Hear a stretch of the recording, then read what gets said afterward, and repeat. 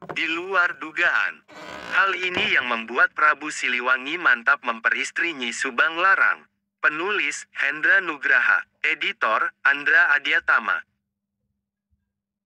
Sumber link, https://portal majalengka.pikiran tanda hubung rakyat.com/Jawa tanda hubung barat /PR tanda hubung 837439151 di tanda hubung luar tanda hubung dugaan hal tanda hubung ini tanda hubung yang tanda hubung membuat tanda hubung Prabu tanda hubung Siliwangi tanda hubung mantap tanda hubung memperistri tanda hubung Nyi tanda hubung Subang tanda hubung Larang.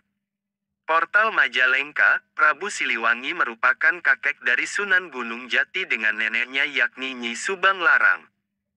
Kala itu Prabu Siliwangi berada di pusat kerajaan Sunda yakni di wilayah Bogor saat ini, sedangkan Nyi Subang Larang bersama gurunya di wilayah Karawang.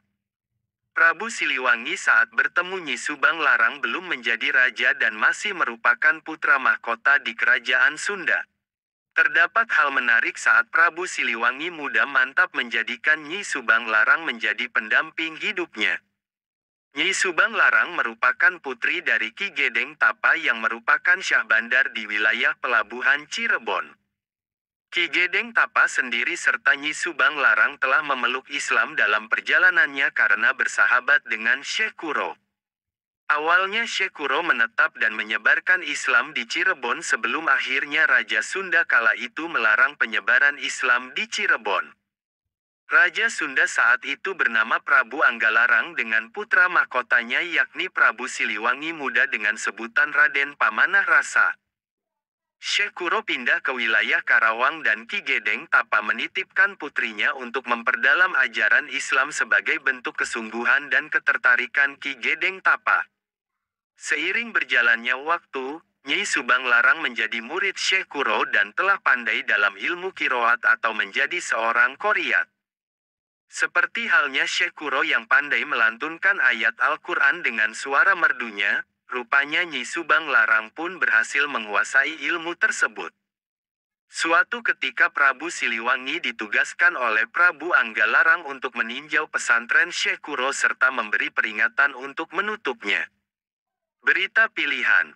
Namun sesaatnya tiba di pesantren yang dipimpin Syekh Kuro, tak sengaja Prabu Siliwangi merasa tetram hatinya saat mendengar lantunan ayat Al-Quran. Ayat-ayat Al-Quran tersebut dilantunkan oleh suara merdu milik Nyi Subang Larang, sehingga Prabu Siliwangi pun menanyakan tentang siapa yang memiliki suara merdu tersebut. Tentu saja Syekh Kuro menjelaskan perihal siapa yang melantunkan ayat Al-Quran dengan suara merdu yang didengarnya itu.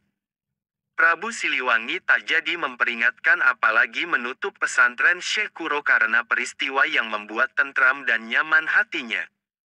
Alih-alih menutup, Prabu Siliwangi malah mengutarakan ketertarikan hatinya kepada Nyi Subang Larang di depan Syekh Kuro.